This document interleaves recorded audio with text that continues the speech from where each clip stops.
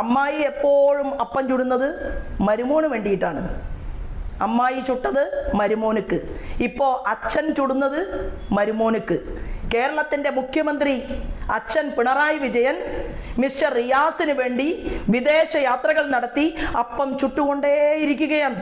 കാരണം ഈ കടമെടുത്ത പണം കേരള ഗവൺമെന്റ് പറയുന്നത് ഈ പണത്തിൽ ബഹുഭൂരിപക്ഷവും ചെലവഴിച്ചിട്ടുള്ളത് റോഡ് പണിയാൻ വേണ്ടിയിട്ടാണ് എന്നാണ് പറയുന്നത്.